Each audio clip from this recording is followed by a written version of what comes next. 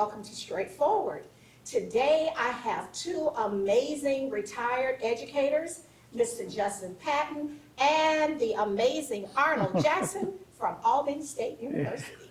And Mr. Patten, I'm not overlooking you. You're a Georgia guy. You went to the University of Georgia and you have great friends, and I have great friends that went there. Actually, my great niece is there now. So we know that you have brilliance there, but you know, I'm so partial to my school, of course, Albany State University. I want to thank you all so much for coming and being a part of this conversation today.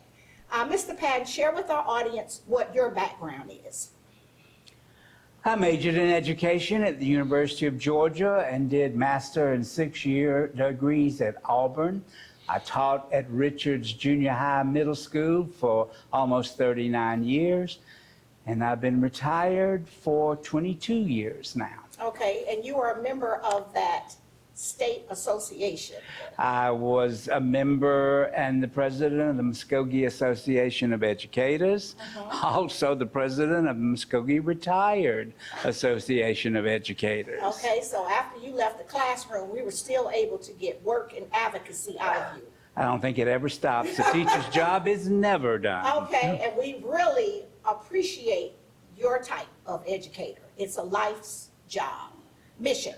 Once a teacher, always a teacher. I love that. And Mr. Jackson, share with our audience, our beloved Stacey Jackson of the Albany State University and our former district attorney who has moved for work to reward, and we're always so very proud of him and his excellence. But he had no choice. Because what? Mother and daddy were excellent people from the Albany State University and educators. Absolutely. So share with our audience your background. Okay, first of all, born and raised in the South, born in Dawson, Georgia, went to school in Albany, Georgia, and finished Monroe High School in 1963. Trying to just look at where tomorrow brings, I decided I wanted to go to Albany State University. And that was a blessing because I lived in the city. So therefore, I was able to go to school without having to pay all the dormitory fees and like what the rest have you. of us, and then be hungry at night. Absolutely. At home, right. So after finishing the Albany State University in Albany, Georgia, I went into education. And my first employment was in Talbot County. Taught many of my relatives. You're legendary in Talbot County. I was there from 1968 until 1986, 6 to 8, 86. Wow. And left there and went to Harris County, where my wife had been working for many years, and I worked there until 2007. A total of 39 years in education, and been working part-time because for 18 years, still in Harris County, helping boys and girls and trying to make a difference. Exactly. In this business. And once you get it in your heart, you can't depart from it. Exactly. And you want to change lives, and you want to prepare the next generation. Oh, absolutely. And that's what Mr. Patten, of course, you've been a guest on Straightforward as well as Mr. Patten. Okay. He and another educator. And on our last visit, you shared some things that were happening throughout the state where we're banning books. One teacher, there was a book from the book fair, and they ended up punishing the teacher because she read from the book fair. Fired her. Fired her. Yes, they did. And so the state organization was supporting her, and you're a part of that organization. Yes, got her job back for her. Oh, you all did? We did. See, I didn't know that. So our last visit, that was still in litigation. Yep. And so you all were able, through the state organization, Yes. to get, and that's why you were saying teachers need to join. I would have never walked into a classroom without being a member of the National Education Association and the Georgia Association of Educators. They were so supportive. They're teacher unions, but they cannot bargain contracts and things like that. Right. Teacher contracts are determined by the state legislature Okay. and their salaries. Okay. And so having a group behind you and representation, it gave power and support to And the lawyers of the association were behind us as well. Okay, so. You never know when you're going to need a lawyer. Okay, you never know. Hey, we had our district attorney from Albany State University. Yes, and so anybody that can join, share that with our audience, because some people might not know that. Yes, anyone that's in the educational field, no matter if they're superintendent, principal, or teacher, Okay, can be a member of those state and national associations. and it's annual dues and Yes. that kind of thing, Yeah. but it's worth it. Yes, ma'am. Because it's for the protection of you as a professional. That is correct. In the classroom. So, in your time, you all are from a different generation. Of course, you are a Columbus High graduate, I am. and you were Columbus Junior High, and then, how did that work? When I went to school, I graduated from Columbus High School in 1950. Really? I mean, excuse me, good God, 1960. 60, okay, 60, okay. Let me not make myself older than that, than the 83 years I am. Let's not get older. Hey, that's a blessing. But yes, Absolutely. we had elementary school that ended in the 7th grade. There were no junior highs. Okay. And we went straight from elementary school into high school. So got to spend 5 years at Columbus High School, Okay. 8 through 12. Okay, so you didn't have to, that's when we had even at Carver pre-freshman. Yes. Is what we called it back then. And of course, all of this was before they integrated the schools. Okay. Then a Yes. lot of things changed once integration came. Right. And then now, as of today, things are still changing. And we have to be very careful about how things change because we don't want any children left behind. Absolutely. That is correct. And we have to be wary. We cannot afford to take our eyes off the prize for 1 second. Every single decision with education is made by an elected politician, and we have to watch them and hold their feet to the fire, or they will take advantage of the situation and funding will disappear. Right, and funding is important because we want schools adequately funded for children from all socioeconomic Absolutely. backgrounds. That's public education. Public- We take whoever comes to the door Exactly. and work with that child to get them as far as we can get them, don't we?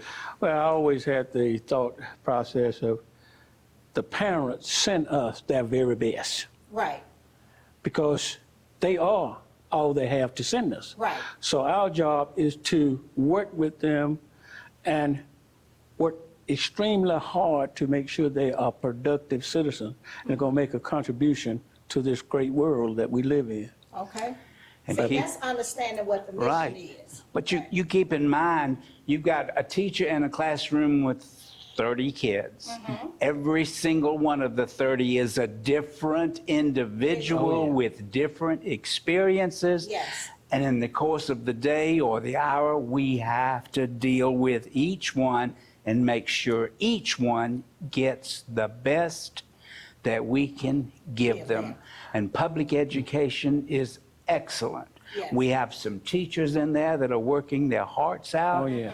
And funding is short, and you will not find a teacher that does not spend a good deal of their own money Yes. every year That's correct. buying things for their students to use for their education.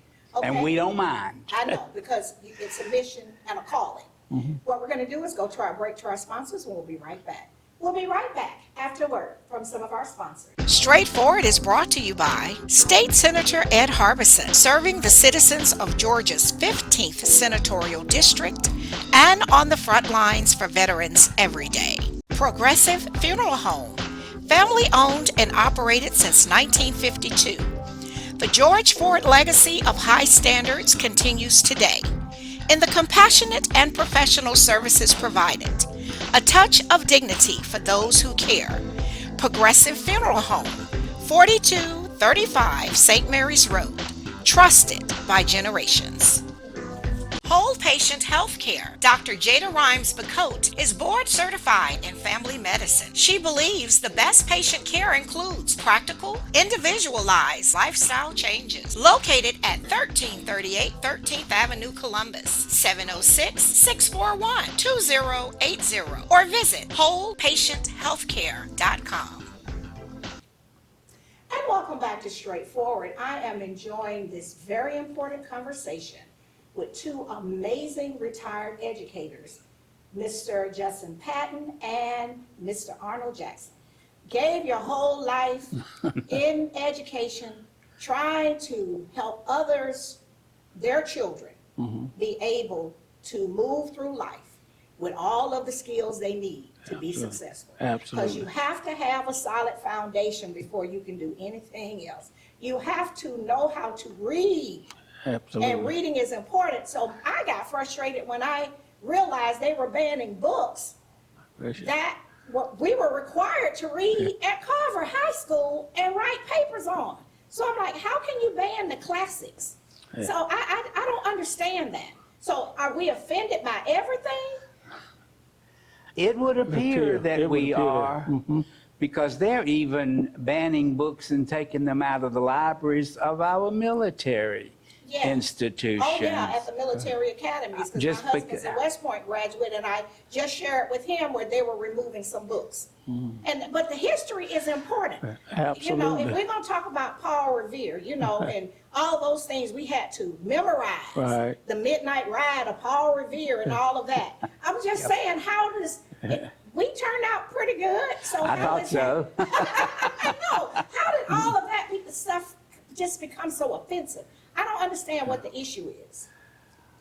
Well, we definitely need to know where we've been, Yes, where we're going. exactly. So the more exposure that you have in terms of reading, Yes, because you can sit in your living room, bedroom, and you could take a book and you could travel all over the world yes, yes. just by reading that book. Yes.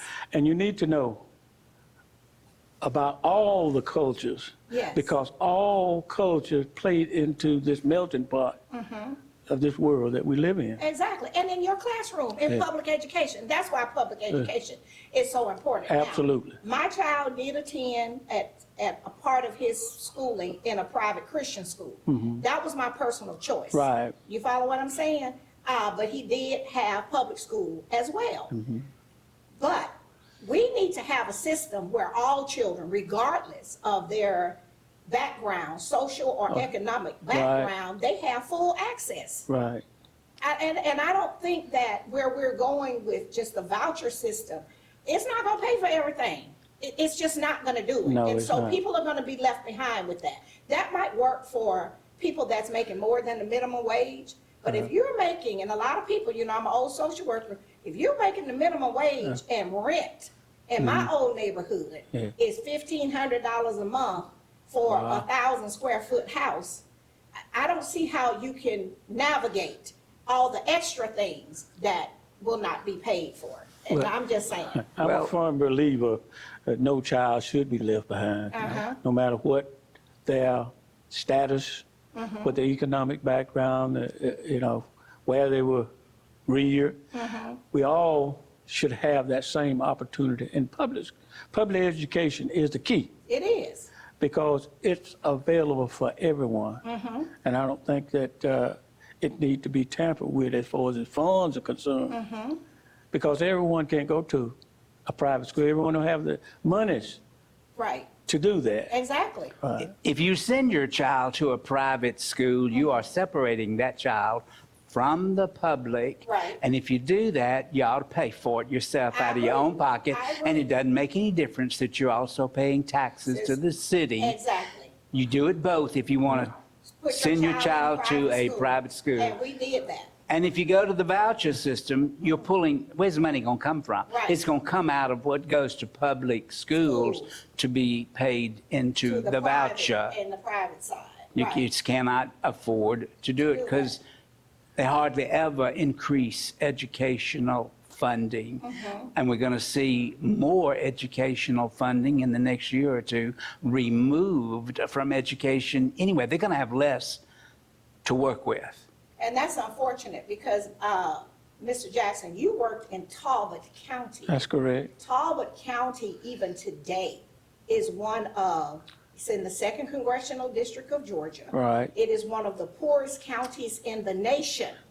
And there are other counties in the 2nd Congressional District that are some of the poorest counties in the nation, not the state. Right. So they're already lacking Right. resources. Oh, they're fighting and begging Yeah. for funds now. to educate those children in that county. Right. It's already not enough. Right. That's my point. So Because we a lot don't of the have- money is generated from property tax. Right. And it's at the lowest millage rate. Right. So therefore, the kids are being mistreated Right. in terms of the education they receive. Right. If you being start cutting shorted. off, Yeah. in terms of federal funds, we don't need any cuts. We need additional money to add it. We need to give some more money. Right. Because a lot of our teachers are really, in my opinion, teachers make everybody. They make, you know this, Yeah. you know this. Yeah. The lawyers, the doctors. All professions. All professions, the scientists, astronauts, whomever. Even the mechanics, Even they've the had mechanics. teachers. Oh, Lord, and they surely don't need no. Plumbers had Yes, teachers. Electricians. Yeah. Right. And so they are the most underpaid people doing the heavy lifting. Yeah. So we need to pay the teachers better. We need to have more resources for the teacher because I just don't think that they should have to take money. And I know a lot of them, because I know a lot of you all, and of course, a lot of our alumni friends, they use their own money, as you said, in the classroom. Or they'll have their wish list at church and say, I have an Amazon wish list. Do you want to donate to my classroom? You know, so they're already, trying to make do. We shouldn't be taking money from them. But anyway, when you look at the teachers, really, they've always, in my opinion, been underpaid Yes, sir. because they are working with individuals that, say, become physicians. Right, Physicians make the big money, right, but the teachers that work with them in order for them to get there, right. they get the little small amount. Yeah, the small paycheck. But they have it in their heart and they look at it as being a ministry Right, when they're working with those kids. right. And if you ever put 10 years in it, you're going for the full ride. So once you get to them, Mr. Jackson, Going you for the stuck. full ride. You gotta ride it out. You gotta ride it out. The state salary schedule is made up each year by the state legislature. The politician. That is correct.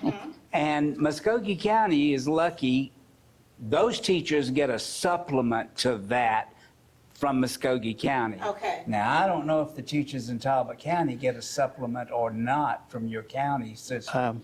Well, he's in, and then you retired in Harris. Yes.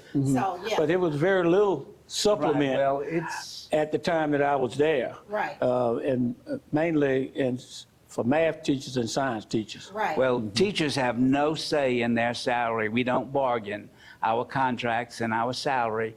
And once you reach 20 years, that salary schedule stops. Yeah. Really? There is no more money for a teacher teaching beyond the 20th year unless the state comes along and increases it in a new salary schedule. Or the individual get an advanced degree Right. because it steps up. From, Step up based on the degree. Exactly why I went and got my master's and got my 6th year, Right. because each step up in my education and that's the same here. increased the salary. Right, because you retired as a principal. Right. Right. So the more education is how you got more pay. Right. Okay, what we're gonna do is go to our break to our sponsors. We'll be right back. We'll be right back after word from some of our sponsors. Columbus Pediatrics GA, working together to build lifelong relationships between our staff and patients by consistently providing compassion, excellence, and value with 2 locations. The Old Town office at 3580 Massey Lane, Suite F, 706-596-8667. The Midtown office, 1900 11th Avenue, Suite A, 706-323-3400, ColumbusPediatricsGA.com. Barbara's Cleaning Service, a 5-star commercial service with satisfied customers in Georgia and South Carolina, built on the principle that every detail matters. Barbara's Cleaning Service, a new season building a family legacy. The Autism Hope Center. Diane Pope has dedicated the last 3 decades ensuring that families had support and resources for their loved ones on the autism spectrum. Join the Autism Hope Center for fellowship and resources located at 200 Hamilton Road, Suite B, or call 706-604-6333. The Miley Agency, Gerald Miley and his team can assist you in every aspect of your insurance needs. Call today for your free quote at 706-996-2045 or visit themiley.agency.com. And welcome back to Straightforward. I am so enjoying this conversation with two amazing lifelong educators, Mr. Judson Patten and the amazing Arnold Jackson from the Albany State University. The best and the brightest. Oh, my goodness. And look, we had high standards. Absolutely. We had high standards at Albany State. They expected excellence from us. Of course, we know University of Georgia had, you know, you all were head and shoulders with leading the way, blazing the trails with state-of-the-art law schools and all of that. Your campus was a different type of campus, but our campus was more like a community and family because it was a very small campus back then, but now it has grown. We have East and West campus. And I don't even hardly know how to navigate all of that. I just go to where my main dorm was on the old campus, you know, near where the plots and all of that. So, but certainly you all both have committed your lives. And of course, your amazing wife, who's also an Albany State girl, just retired after 50 years. No, 51. 51. Isn't that something? That's a love for education. And she was the principal at? She was assistant principal at the high school. Okay, at Harris County. Harris County High School started in the year 2000. Really? She was a history teacher and a government teacher for all those years. Okay, and so our beloved Stacy didn't have a choice but to learn. And of course, he was an honor student, received the presidential scholarship at the Albany State University. Went on to become a great lawyer, and then of course our amazing district attorney. So the legacy is rich, but the foundation was there. We had no choice. Public school and a public college. Absolutely. Because the rule was what? You got to go to Albany State before you can do anything. That's correct. Exactly. And those are You had to get the well-roundedness of how to fit in this big, gigantic world that you have to deal with. Yes. And so at Georgia, you left Columbus and went to the University of Georgia. I did do that. And that's where you met your wife. I did. And then we married when we both finished at the University of Georgia and came back to Columbus. And you were teaching. And yes, my very first job was right there at Richards. And so that's not far from your house. It is not. Much gas. I did not. I did not. And for many years, you were in the same classroom. Unless you changed. Unless we changed. I stayed at that school my entire career. Isn't that something? Yeah. So you had generations. You had students. Then you had the children of your students. I can't go anywhere without running into former students. I've run into them in California, France, Italy. Yeah, because you're everywhere. Well, everywhere I go, I run into former students. Yeah. I have a bunch of them as Facebook friends. Yes, I know. So, and I believe in teaching through my Facebook page. And you teach every day, what I say. And if I am somewhere and I miss something, I can always, this is a true story, I tell let me go to Mr. Patton page, because whatever has happened, he's on it.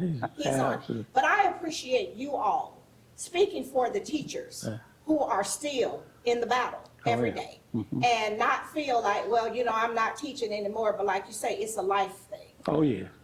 Well, there'll always be problems to come up, but everybody needs to remember, public schools are full of excellent teachers, and you may not get along with one this year or this month or whatever, but they are excellent and they are working for the parents and the children, and everybody besides the teacher has responsibilities for the education of the child. The parent has a lot of responsibility. Exactly. They need to be there. They need to support their school. They need to support their teacher. They should always go and talk to the teachers. When y'all have parent-teacher conferences. Even before. Absolutely. Yes. During my time, I always made a point to let the parents know, don't let a stranger educate your child. Get to know the teachers and all of that. That's profound. Don't let a stranger Right. educate your child. Get to To know know. the teacher. And once that happens, oh, you'll see growth. Really. Growth. That's Because the formula. that is absolute. They're getting this kid, this child prepared for tomorrow. Right. So it's a team effort. Team effort. That is And correct. It takes the parent, the teacher, and the child. And the child. And the child. That means that everybody's on the same page. Yeah, absolutely. We got to do more than go to the sporting events now, parents. I'm just Absolutely. saying, we get, we'll fill up the football stadium, the basketball, we'll follow the state champions, but, we still need to show up at Absolutely. the school, be involved, know that we don't want a stranger teaching our kids. Absolutely. And so if you know the teacher, then you can freely communicate. Absolutely. It's hard to talk to people that you never met before. Right. And teachers don't go home with the students. Right. And I mean leave the school at the same time. Teachers are generally there for a good hour, if not longer, Right. after the last child leaves. Oh, I know So that. they can see parents. Exactly. Now, it's good to make an appointment so the Yes. teacher's got everything they need to sit down and talk with you. Mm-hmm.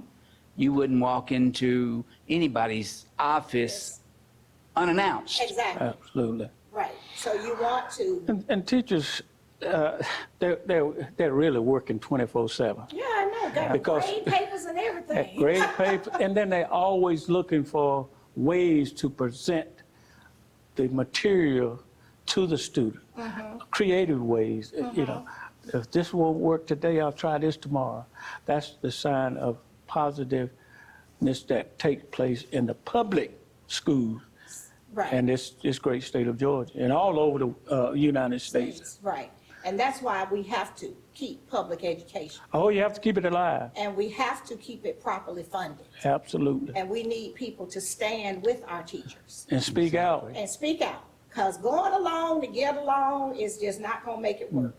Because we don't need to turn into the haves or the have-nots. Absolutely. If we want a good functioning community and a country. Right. All right.